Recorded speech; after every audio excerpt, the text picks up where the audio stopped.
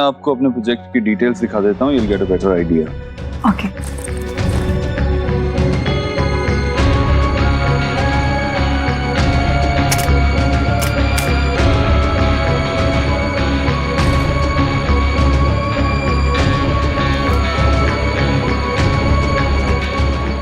ये हमारा अपार्टमेंट्स का लेआउट है। नाइस। लेकिन देव सर, ये देखिए, ये जो लो बजट फ्लैट्स हैं, इनके अंदर भी अगर हम एक छोटी सी बालकनी दे दें तो ये लो कॉस्ट फ्लैट्स जो हैं, इनमें लग्जरी फील आ जाएगी। एंड आई गारंटी यू कि इसमें कोई भी एडिशनल एक्स्ट्रा कॉस्ट नहीं लगेगा। How does that sound? Interesting.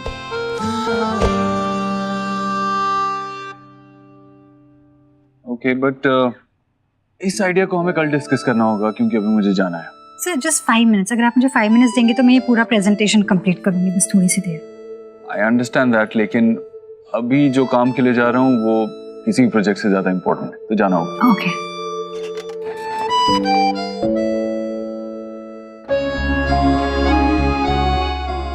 Wow Mrs Dixit, आप तो एकदम परफेक्शनिस्ट की तरह पूरा होमवर्क सिंसियरली करके लाई हैं। पता नहीं मुझे ऐसा क्यों लग रहा है कि मैं पास नहीं होने वाला। मुझ पे कोई शक है या अपने एफर्ट्स पे? दोनों पे विश्वास करने की कोशिश कर रहा हूँ।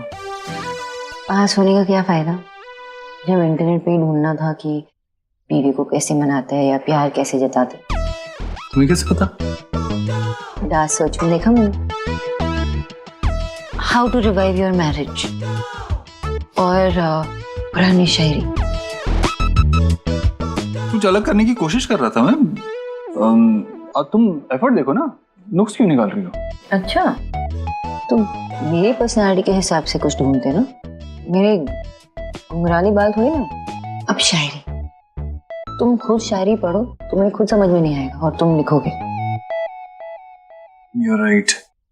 तुम मुझे बहुत अच्छी तरीके से जानती हो, ये मेरे बस की बात नहीं है। टास्क का मतलब ये नहीं है ना देव कि तुम कुछ ब्रिलियंट सा चीज करो या क्यूट सा चीज करो, दिल से करो ना। छोटे छोटे चीजें कर सकते हो जैसे पहले करते थे। ये शायरी लिखना, ये स्मोक पराठा सब मुझे क्या पसंद है। इतना भी अजीब नहीं था। मैं कोशिश कर रहा था कुछ अलग करने के लिए और तुम्हारे लिए ही तो कर रहा था। तुम तो ऐसे कह रही हो जैसे मैं कुछ करता ही नहीं है। मतलब बच्चों को संभाला है घर पे रह के, और तुम्हारे साथ तुम्हारे घर पे रहने आया, और अभी पिछले हफ्ते तुम्हारी गाड़ी भी ठीक की थी, राइट? ऐसा लग रहा है ना कि तुम इसका डायरी मेंटेन करते हो कि 10 सालों में मैंने क्या किया सोनाक्षी के लिए। 5 फॉरेन वेकेशन, 50 मूवीज, कुछ बर्थडे गिफ्ट्स, कौन से बर्थडे गिफ्ट्स, कितने एक्सपेंसिव, वो सब मेंटेन करते हो। कम ऑन सोनाक्षी, सच ही तो है ये। और जो भी किया है तुम्हारे और हमारी फैमिली के लिए किया है, और किसके लिए किया है? हमेशा से तुम्हें और अपने बच्चों को अपनी प्रायोरिटी बना के रखा है ना। नहीं ना देव, तुम ऐसा नहीं करते। कहाँ थे तुम जब मेरी माँ हॉस्पिटल में थी? कहाँ थे तुम जब वो अपनी आखिरी सांसें गिन रही थी? और जब वो मुझे छोड़ के चली गई थी, कहाँ थे तुम? तुम गए थे अपने वो उस सेमिनार के लिए जो तुम मिस नहीं कर सकते थे। हाँ, मैं उस बात को भूल नहीं पाई और ना ही तुम्हें उसके लिए माफ कर पाई।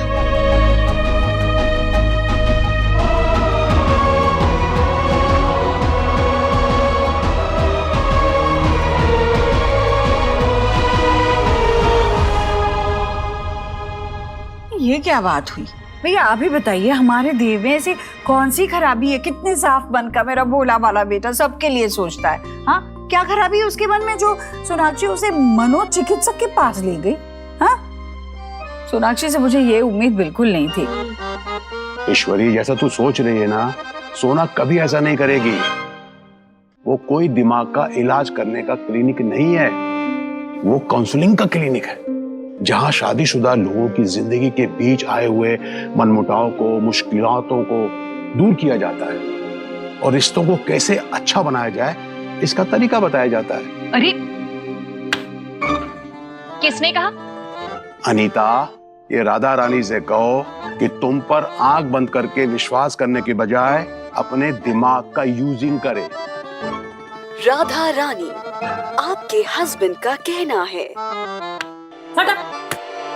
देव बहुत समझदार है। अगर वो किसी थेरेपी के लिए सोना के साथ जा रहा है, इसका मतलब देव की भी इसमें रजामंदी है। कभी कभी क्या होता है कि किसी शर्म की वजह से या झिझक की वजह से हम अपने दिल की बात अपनों के सामने नहीं खोल पाते, लेकिन वही बात किसी अजनबी के सामने आसानी से बोल पाते हैं। अगर पुरानी गांठें खुलने का कोई जरिया मिलता है तो बहुत अच्छी बात है, दोनों के रिश्ते बेहतर हो जाएंगे और परिवार में भी खुशियां बढ़ेंगी, हैं? ईश्वरी, ये दोनों के दिनों का मामला है, उनको ही संभाल लेते। अच्छा ठीक है, अगर मैं आपकी बात मानती भी हूं ना, तब भी भैया हमारा देव जो है ना, आज तक उसने मुझे अपनी माँ से भी सोनाक्षी के खिलाफ एक शब्द नहीं बोला है। तो अब बताइए वो डॉक्टर के सामने क्या बोल पाएगा? वो सोनाक्षी के बारे में ये कुछ कहेगा नहीं, और सोनाक्षी पता नहीं बड़ा चढ़ाकर मेरे देव के बारे में क्या कुछ नहीं कहेगी। शांत हो जा, शांत हो जा ईश्वरी, भगवान के लिए शांत हो जा। ये पति पत्नी की बात है, इससे दूर रहना ही अच्छा है, समझ रही ना? मेरा फोन आया। हाँ हेलो भाभी, आप ना मुझे उस डॉक्टर की क्लिनिक का पता दे ही दीजिए। तुमने कुछ गलत नहीं किया है सोनाक्षी। ये तो अच्छी बात है कि इतने वक्त से जो अंदर दबा के रखा था वो देव के सामने बोल पाई हो। ऐसी बातें अंदर दबाने से घुटन होती है, और घुटन जहर को जन्म देती है, जो अक्सर खूबसूरत रिश्तों के डेथ का कारण बन जाती है।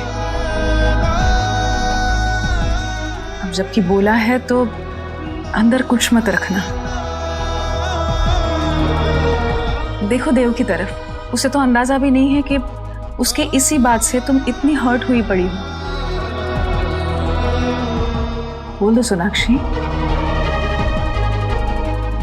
सोनाक्षी, I'm really sorry, मुझे पता ही नहीं था। तुमने शिकायत क्यों नहीं की मुझसे? बताया क्यों नहीं मुझे? बोला क्यों नहीं कुछ? ये बात मेरे कहने की नहीं थी, तुम्हारी समझने की थी।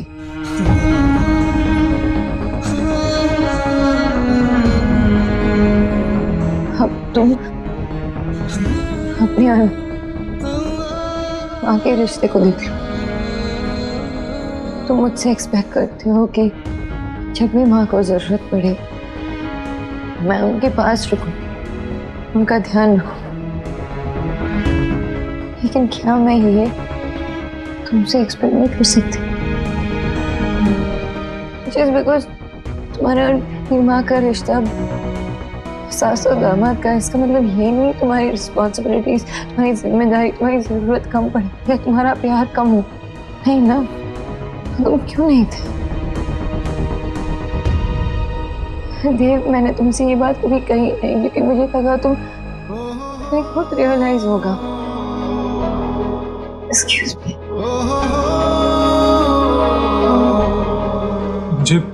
मुझे एक्चुअली कुछ नहीं पता था, सीरियसली नहीं पता था। लेकिन अब तो है ना देव, ये अच्छी बात है कि प्रॉब्लम क्या है वो पता है, तभी तो हम उसे सॉल्व कर सकते हैं, और तुम्हें यही करना चाहिए। जाओ बात करो उससे।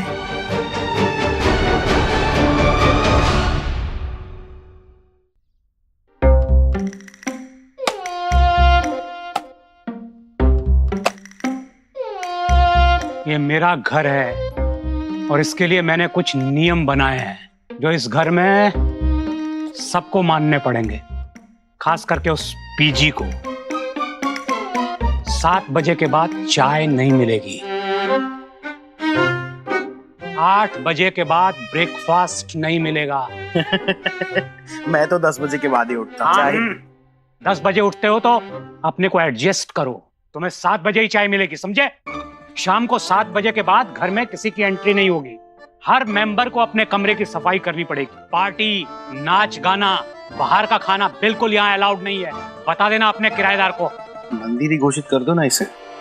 बाबा दैट्स नॉट फेयर, मतलब हम लोग भी तो बाहर से खाना ऑर्डर करके खाते हैं ना, तो पीजीज तो ऐसे ही करते हैं, वो लोग कुक नहीं करते बाबा। हम उन्हें ऐसे रिस्ट्रिक्ट नहीं कर सकते बाबा ऑर्डर करने से। मेरा घर है, मेरे नियम चलेंगे, समझे सब?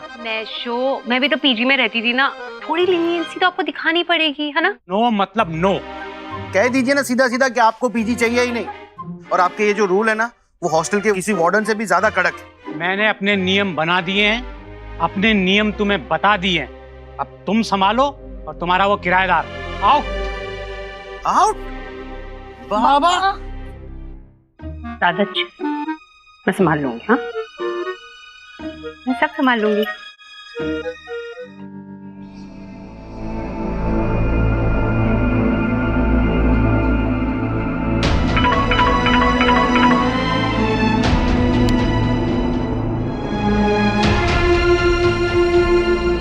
सोनाक्षी, आई नो तुम मुझसे बहुत नाराज हो, लेकिन मुझे एक बार खुद को एक्सप्लेन करने का मौका तो दो।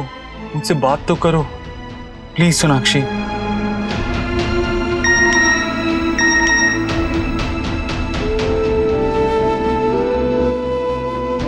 सोनाक्षी, मैं आशा माँ को बहुत मानता था, बल्कि उनके और मेरे बीच में एक अलग सा बॉन्ड था, लेकिन शायद ये वीडियो तुम्हें एहसास दिलाएगी इस बात का। क्या बना रही है? मैं बना रही हूँ मूली घोंटो, सुहा का फेवरेट है। तो ठीक है, मैं बनाऊंगा।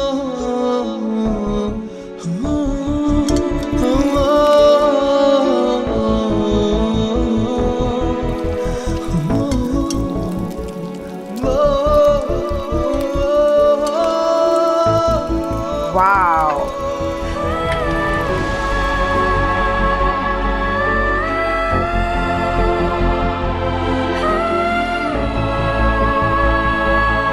सोनाक्षी,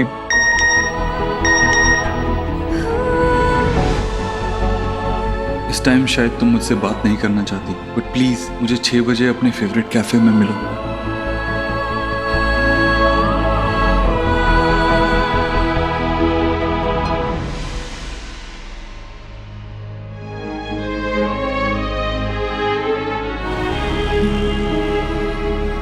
इतने टाइम बाद सोनाक्षी ने मुझे अपने दिल की बात बताई। उसने मुझे बताया कि वो क्यों मुझसे इतनी नाराज रहती थी, और इस बात ने बहुत डीपली इफेक्ट किया मुझे। मुझे याद है वो दिन आज भी, जब सोना भाभी की हालत बहुत ज्यादा खराब थी, रोना भी नहीं रुक रहा था उनका। एक्चुअली मैं उस टाइम पे उन्होंने आपको बहुत मिस किया होगा ना। मैं इतनी बड़ी बात कैसे मिस कर सकता हूँ, लेकिन कुछ भी हो जाए मैं सोनाक्षी को ये बात कन्विंस करके ही रहूंगा कि उसके पेरेंट्स मेरे लिए उतने ही इंपॉर्टेंट है जितनी मेरी माँ मेरे लिए इंपॉर्टेंट है।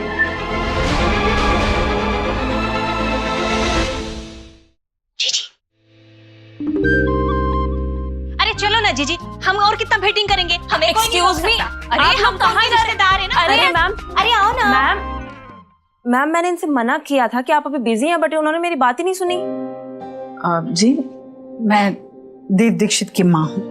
ओह ओके, आइए ना, बैठिए बैठिए प्लीज।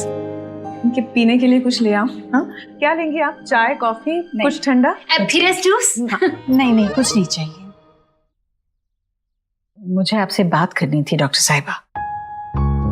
दरअसल ये जगह बिल्कुल अस्पताल या क्लिनिक जैसी लगती नहीं है। एक्चुअली मैं वैसी डॉक्टर नहीं हूँ, मैं शरीर की नहीं मन की बातों से डील करती हूँ। काउंसलिंग, जो लोग रास्तों से भटके हुए हैं उन्हें सही राह दिखाना, उन्हें गाइड करना, ये मेरा काम है।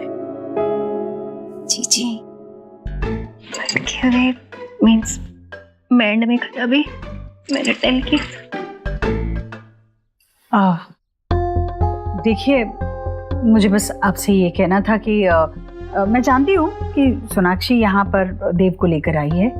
जी देखिए, मेरा जो देव है बेटा, वो किसी से खुलकर बात नहीं कर सकता, आपसे तो बिल्कुल ही नहीं करेगा। वो किसी भी बात की सफाई नहीं देगा आपको। सोनाक्षी ने जो भी मेरे बेटे की खामियां आपको दिखाई होगी या फिर इल्जाम लगाए होंगे, पर मैं चाहती हूँ कि जो भी है वो एक तरफा नहीं होना चाहिए, है ना। खामियां दोनों में है, बस आप मेरे बेटे को उसकी खामियों का एहसास मत दिलाइए। ये मत जताइए कि सारी कमजोरी उसी में है। आंटी जी, मिसेस दीक्षित ने मिस्टर दीक्षित की कभी कोई खामियां नहीं गिनाई। हाँ, लीजिए ना, लीजिए लीजिए।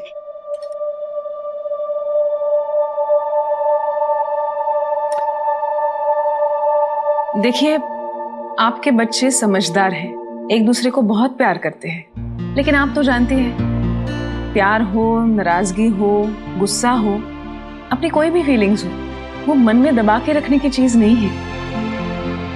आपको भी जब मिस्टर दीक्षित पर प्यार आता होगा बचपन में, तो आपने उनके सर पे हाथ फेरा होगा, उनसे अपनी मन की बात की होगी। मैं भी उनसे वही करवा रही हूँ, थोड़ा उम्मीदों का बोझ उतरवा के एक दूसरे के लिए खोल रही हूँ। मैं कुछ नहीं कहती, वो दोनों अपने मन की बात करते हैं। जो बंधी हुई गांठें हैं उन्हें एक एक करके खोल रहे हैं। आप चिंता मत कीजिए, उन्हें संभालने दीजिए, सब ठीक होगा। और आपसे एक और रिक्वेस्ट, सब्र रखिए, उन दोनों को अपने हिसाब से चीजों को डील करने दीजिए। भाभी, दादा, मेशो, देखो मैं किसको लेकर आई हूँ, आपके न्यू पीजी को। आपने ही बोला था ना कि आपको पहला वाला पसंद नहीं, तो मैं नया ले आई। आप कौन? मैं लिली, आपकी समधन राधा रानी की फ्रेंड। थोड़ा दिल खोलने की जरूरत है, आपकी भी हो सकती हूँ। वैसे मेरा स्टेटस सिंगल है, इस शहर में भी और लाइफ में भी। रेडी टू मिंगल है, लाइफ में भी और इस घर में भी। वैसे जैसे ही मुझे पता चला ना कि आपके दिल का आपके घर का कमरा खाली है, मैं आ गई इसे भरने के लिए। और आपके जैसा आयरन मैन के साथ रहूंगी तो मैं कितना सेफ फील करूंगी। Wow Meesho, such a good company and iron man. तो क्या सोचा आपने, हो जाए मिंगल? पीजी में? देखिए, यहाँ कमरा खाली नहीं है, किसी ने आपको गलत इन्फॉर्मेशन दे दी। कमरा हम दे चुके हैं, कोई लड़का आने वाला है, बस वो आता ही होगा। अरे कहाँ खड़े खड़े देख रहे हो, पता करो कहाँ है लड़का, फोन कर उसका, जल्दी बुला। प्लीज जाइए यहाँ से, थैंक यू। ये लीजिए, लीजिए ना। जब मेरी याद आए तो इन खूबसूरत उंगलियों को तकलीफ दे करके मिला लीजिएगा। जी जी जी, आइए बुला लीजिएगा। हाँ हाँ, प्लीज आप चलिए तो सही। Thank you so much, thank you so much. अगर आप नहीं होते ना तो मेशो कभी भी अग्री नहीं करते उस पीजी को रखने के लिए। Thank you so much. Any time, so happy for you. Thank you.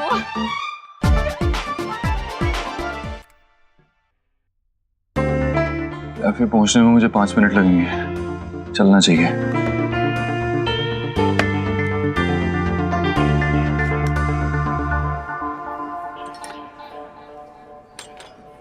Thank you.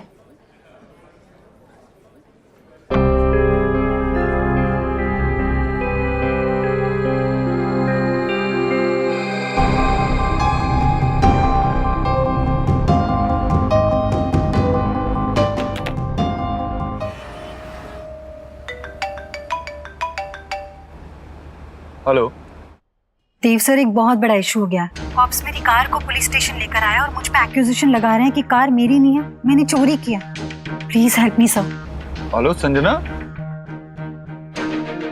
Madam की कार हेवी ट्रैफिक वाले रोड पर पार्क थी और ये विदाउट लाइसेंस ड्राइव कर रही थी। और इनके पास गाड़ी के पेपर्स भी नहीं है। पेपर्स किसी ईश्वरी इन्फोटेक के नाम पर है। देखिए वो मेरी कंपनी है, मैं उस कंपनी का ओनर हूँ और ये हमारी कंपनी में काम करती है और हमने इन्हें ये कार दी है यूज करने के लिए।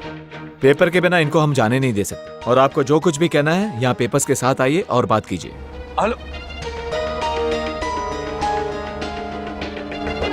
ऑलरेडी लेट हो चुका हूँ, लेकिन ये इमरजेंसी सोनाक्षी को कॉल करके बताता हूँ।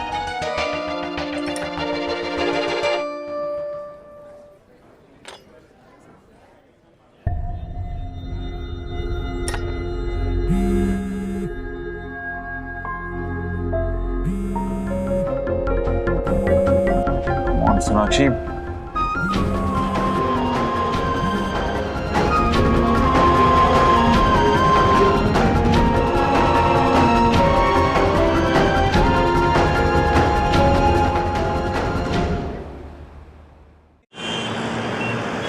स्टेशन यहाँ से हाफ एन आवर दूर है। सोनाक्षी ऑलरेडी वहां पे वेट कर रही होगी।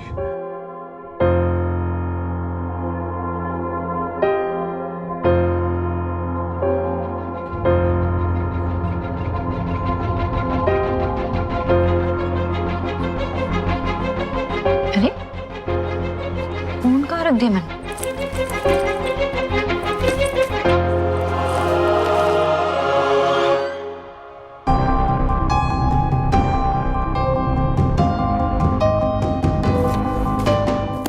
सर, ये हमारी एम्प्लॉई है। मैडम बिना पेपर्स के गाड़ी चला रही थी और इनके पास ड्राइविंग लाइसेंस भी नहीं था। और आपको शायद बताने की जरूरत नहीं है कि इन्होंने कानून तोड़ा है। Papers here, I am so sorry. इसमें गाड़ी के पेपर्स भी हैं और इनका अपॉइंटमेंट लेटर भी है, जिसमें लिखा हुआ है कि ये गाड़ी इन्हें अलॉट की गई है।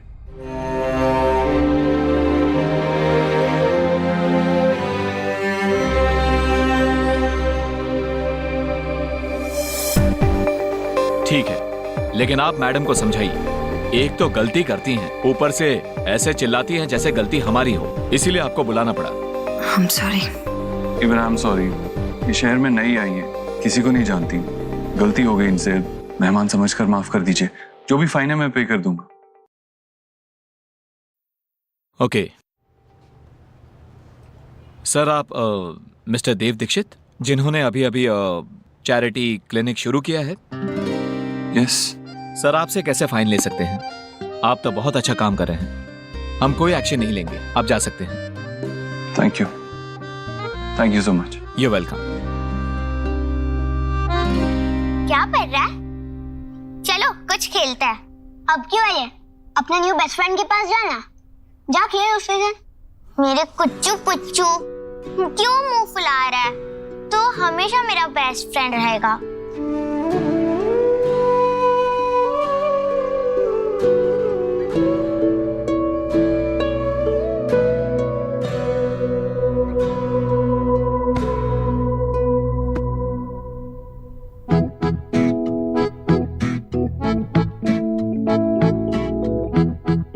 खा लो, मैं पैसे नहीं लूंगा। नहीं चाहिए। मेरे पास एक ट्रिक है जिससे इसके सारे सेट सॉल्व होते हैं और वो सिर्फ स्मार्ट बच्चे कर सकते हैं। और तुम्हारे पास ट्रिक? हाँ, मैं सिखा सकता हूँ। तुम अपने फ्रेंड्स और टीचर को दिखा के सबके सामने मस्त स्टार बन जाओगे। मुझे सिखाओ ना। बताओ बताओ। ओके, लेकिन तुम्हें मेरी एक बात माननी होगी, ठीक है? तुम्हें सोहा के साथ फिर से बेस्ट फ्रेंड बनना होगा। मैं सोहा को अच्छे से जानता हूँ, मैं बस मजाक कर रहा था। वो वापस आएगी, मैं सिर्फ उसे तंग कर रहा था।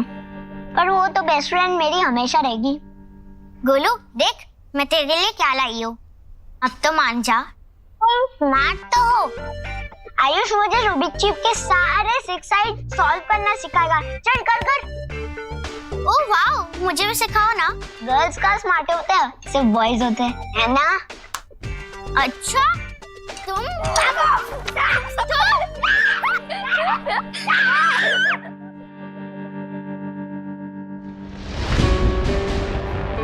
सॉरी मैम, आपका फोन गलती से चला गया था। Oh thank God, thank you. इतने सारे मिस कॉल्स। सोनाक्षी को कॉल कर लेता हूँ पहले। व्हाट? फोन को भी अभी डेड होना था। जिस नंबर से आप संपर्क करना चाहते हैं वह अभी स्विच ऑफ है।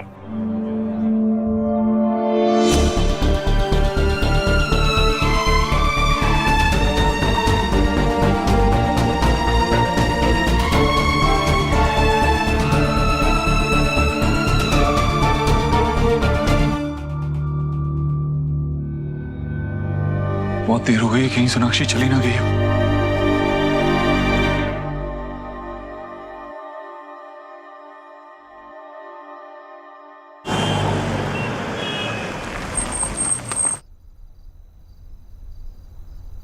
देव,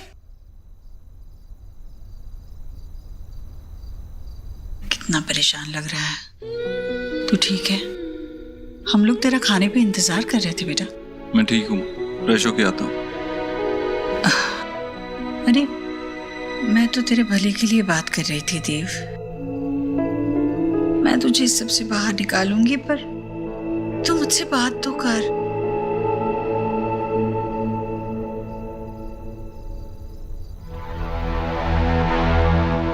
Sonakshi, I am really sorry.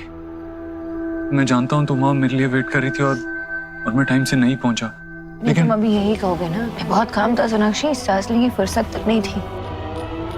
मान क्यों नहीं लेते देव कि मैं तुम्हारी प्रायोरिटी नहीं हूँ? सोनाक्षी, ऐसा नहीं है। अगर तुम मेरी बात सुनोगी तो तुम्हें पता चलेगा कि ऐसा ही है देव,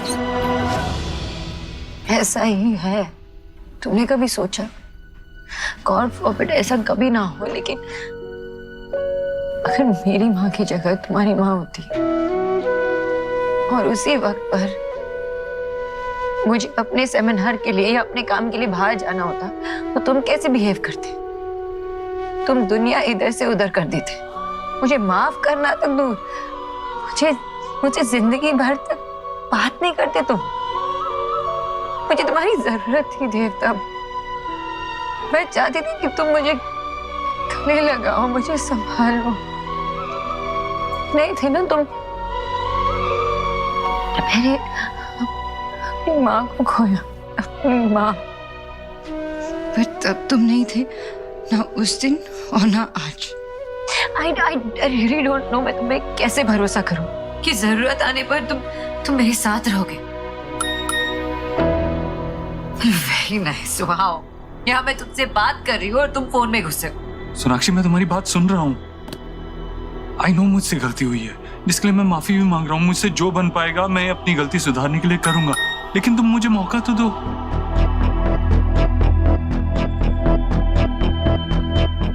आज आप नहीं आते तो पता नहीं क्या हो जाता। Thank you. अब तो मेरा यकीन डेस्टिनी में सेरेंडिपिटी पर और बढ़ गया है। थैंक यू आज मुझे बचाने के लिए। संजना कौन है? ये इतनी इम्पोर्टेंट है कि हमारे इस वक्त में भी तुम मुझे छोड़कर उसके पास गए।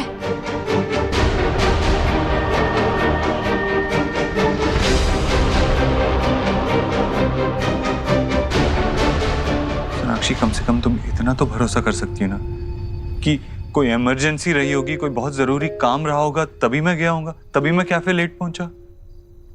मैं तुम्हें और स्ट्रेस नहीं देना चाहती। हमारा कुछ टूटा है जो हम जोड़ने की कोशिश कर रहे। हमारे लिए ये इम्पोर्टेंट है कि हम कुछ चीजें ना भूलकर समझाने की नहीं होती। देव, तुम समझो या ना समझो, मैं समझ गई हूँ कि तुम्हारे प्रायोरिटी लिस्ट में मैं कभी ऊपर थी नहीं और शायद अब आखिरी में भी नहीं हूँ। सोनाक्षी, ये बात कहने से पहले तुमने अपने दिल से पूछी कि तुम्हें सच में ऐसा ही लगता है? संजना को अभी अभी हमने हायर किया है, वो अभी अभी मुंबई से दिल्ली आई है, इस शहर में किसी को नहीं जानती और हमारी कंपनी की दी हुई गाड़ी चला रही थी जब पुलिस ने उसे डिटेन कर लिया। मेरा जाना जरूरी था, इसीलिए मैं गया। द सैड पार्ट इज कि ये सब कुछ तब हुआ जब मैं तुम्हारे पास आ रहा था, तुमसे मिलने आ रहा था। Sonakshi, I am sorry. Sorry. नहीं, ठीक है। सोनाक्षी, आई नो हमारे पास पूरी जिंदगी है और इस जिंदगी में से ही मैं कुछ पल निकाल के तुमसे बात करना चाहता हूँ। मुझे नहीं पता था कि आशा माँ इतनी सीरियस है, मैं नहीं समझ पाया, वरना मैं उस सेमिनार में क्यों जाता? मैं नहीं जाता उस सेमिनार में। आई नो मुझसे गलती हुई है, मैं उनकी कंडीशन की सीरियसनेस को नहीं समझ पाया और उसके लिए सॉरी।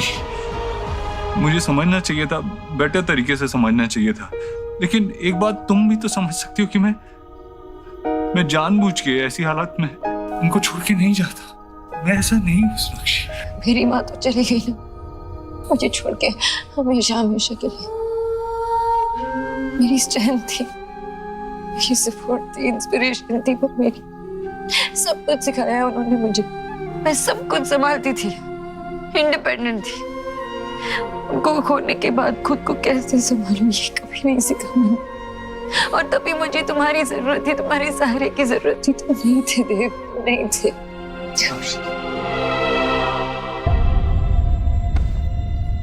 क्यों इस दफा तू मुझसे यूं खफा है, हाँ भुला भी दो खता मेरी, तेरे दिल से ही कुछ रंग प्यार के ऐसे भी, कुछ रंग प्यार के ऐसे भी।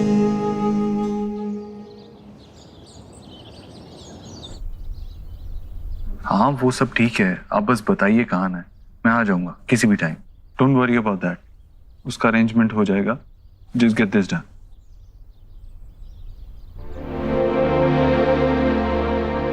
ओके या I wish I could join you, but आज थोड़ा ऑफिस जाना है। हाँ जल्दी जा रहे हो ऑफिस? और कुछ अर्जेंट काम आ गया है इसीलिए। Okay bye.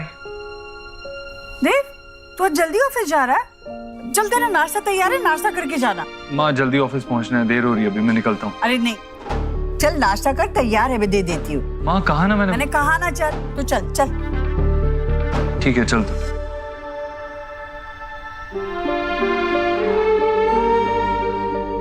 देव के साथ मैंने अपनी लाइफ का इतना बड़ा दुख शेयर किया, फिर भी ऐसा लग रहा है जैसे बात उस तक पहुंची ही नहीं। इतना नॉर्मल बिहेव कर रहा है। क्या एक सॉरी बोलने से सब कुछ ठीक हो जाता है क्या? और वो किससे बात कर रहा था इतना सीक्रेटली? कहाँ जा रहा है, किससे मिलने जा रहा है? सोनाक्षी, अपने मन से ये नेगेटिव थॉट्स हटा दो, मेडिटेट करो, वरना बात बिगड़ जाएगी।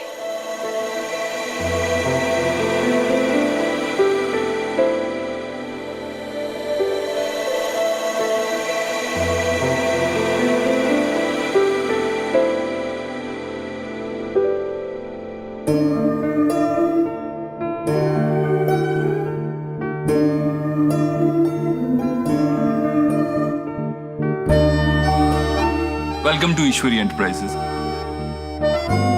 गलती हो गई, इनसे मेहमान समझकर माफ कर दीजिए।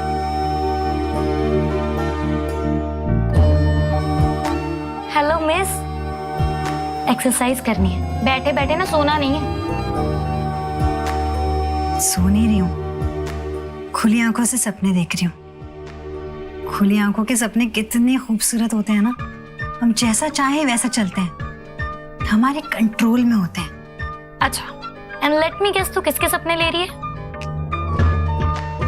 अपने देव सर के, राइट? देव सर है ही इतने प्यारे। एंड बाय द वे, मैंने उन्हें अपने सपनों में नहीं बुलाया, वो खुद ही चल के आ गया। ट्रेसपासर है वो। सुनो, उनसे कहो कि रुक जाए प्लीज, और ऐसे टीनेज स्कूल गर्ल की तरह ना अपने बॉस पे क्रशिंग करना बंद करो, स्पेशली तब जब तुम्हें पता है कि वो एक रिलेशनशिप में है। यार संजना, और तुझे पता है ना वो अपने रिलेशनशिप को बेटर करने की कोशिश कर रहे हैं। तूने ही मुझे बताया, राइट? देख संजना, मैं तुझे पहले भी बोल चुकी हूँ और अब भी यही कहूंगी कि एक बार उन्हें और उनके रिलेशनशिप को अच्छे से जान ले और फिर आगे बढ़, वरना ना जाने इसमें कितनों के दिल टूटेंगे यार। तू समझ रही है? Okay madam. बेटर।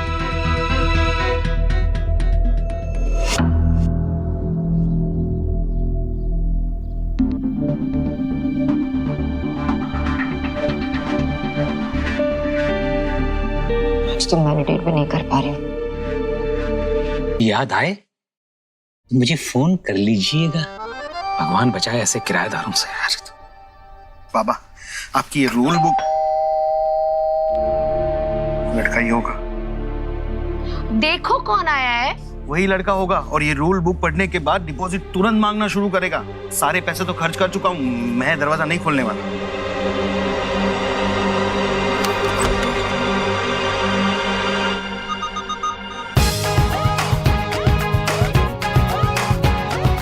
ये मिस्टर बिजॉय बोस जी का घर है?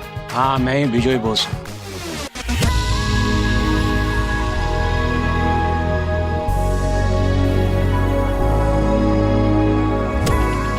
ये हमारे घर के नियम, कायदे, कानून।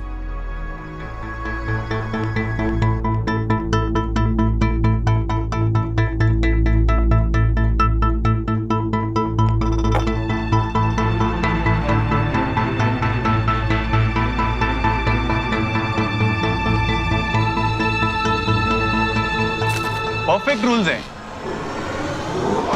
आप बेकार की चीजें पसंद नहीं करते। आखिर ऐसे लोग दिल्ली में मिलते ही कहाँ हैं? गुड, मुझे ऐसे लोग पसंद है। मैं शिफ्ट होने के लिए तैयार हूँ। थैंक यू ZAYDN कल से आ जाना। बट मैं तो ऑलरेडी शिफ्ट कर ही चुका हूँ, पूरी तैयारी के साथ आया हूँ। बैठिए बैठिए बैठिए। Are you sure? सोनाक्षी अपनी माँ के बहुत अटैच थी। वो कितनी टूट गई होगी जब वो अपनी माँ को खो रही थी। I can imagine that. और उस कमजोर घड़ी में मैं उसके साथ नहीं था, इसका मुझे बहुत गिल्ट है।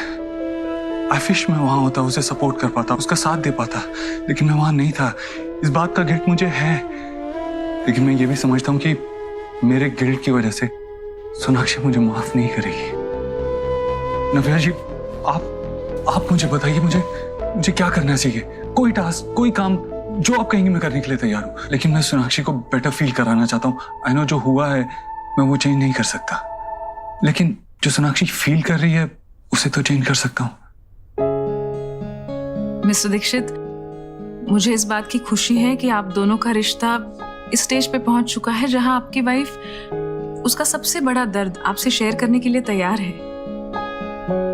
और जब प्रॉब्लम पता चल जाए तो उसका हल ढूंढना मुश्किल नहीं होता। लेकिन आपको मेरी जरूरत नहीं है, क्योंकि आपकी वाइफ का पेन सिर्फ आप दूर कर सकते हैं। उनसे माफी मांगने के तरीके सिर्फ आपके पास है। मेरा कोई भी टास्क या कोई भी गाइडेंस आपकी वाइफ को मनाने का फॉर्मूला नहीं दे सकती। आई एम ग्लैड कि एटलीस्ट तू अपनी चीजों पे कंसंट्रेट कर पा रही है। मैं जितना भी ट्राई करने की कोशिश कर रही हूँ नैली, मुझसे हो ही नहीं पा रहा। ऐसा लग रहा है कि घूम फिर के कई दिमाग बस इसी बात पे आके अटक रही है। इतने वक्त तक मैंने जिस दर्द को इतना दबा के रखा था, अचानक से देव के सामने मैं ऐसे ले आई। ये शेयर करने के बाद देव और मेरे बीच एक ऑकवर्ड सी साइलेंस आ गई है। मुझे लगा कि ये देव के साथ जब शेयर करूंगी तो चीजें बेटर हो जाएगी, सॉल्व हो जाएगी, लेकिन ऐसा कुछ नहीं हुआ। ऐसा लग रहा है कि जो घाव है ना वो बस दब के रह गया था और मैंने अपने हाथों से उसे खरीद दिया। पहले सीरियसली मैं देव को ना स्ट्रेस नहीं देना चाहती, पर एक बात चुभती है, बहुत चुभती है। ऐसा लगता है कि इतनी बड़ी बात उससे शेयर करने के बाद भी कोई फर्क नहीं पड़ता। आप इतने लोगों की हेल्प करते हैं, इतनी प्रॉब्लम सॉल्व करते हैं, ऐसे ही इश्यूज को सॉल्व करते हैं। इन बुक्स में कहीं तो आपके पास कोई तो सोल्यूशन होगा मेरे लिए, कि मैं इस मैटर में सोनाक्षी को चैन दे सकूं, सुकून दे सकूं। आप जिस सवाल का जवाब मुझसे इंटरनेट या बुक में ढूंढेंगे, मुझे लगता है उसका जवाब आपको अपने अंदर मिलेगा, क्योंकि आपसे बेटर आपकी वाइफ को कोई नहीं जानता। आपको सिर्फ दिल से सोचने की जरूरत है, गहराई में जाकर उनके दर्द को महसूस करने की जरूरत है। और जबकि सोनाक्षी ने आपसे बात शेयर की है तो इसका मतलब कहीं ना कहीं वो भी इसका हल चाहती है। कितना अजीब है ना, कभी कभी रिश्ते बनाना आसान होता है लेकिन उनको निभाना मुश्किल होता है, और अगर उन रिश्तों में दरार पड़ जाए तो उस दरार को भरना मुश्किल होता है। मुझे तो लग रहा है कि हर पल एक असाइनमेंट की तरह है, और ये वाली असाइनमेंट ना सबसे ज्यादा मुश्किल है। एंड द प्रॉब्लम इज, अगर मैं फेल हो गया ना तो सोनाक्षी भी फेल हो जाएगी, हमारा रिश्ता भी फेल हो जाएगा, और मैं ऐसा होने नहीं दे सकता। आप प्लीज अभी सोनाक्षी को ये मत बताइएगा कि मैं यहाँ आया था। नहीं बताऊंगी। Thank you.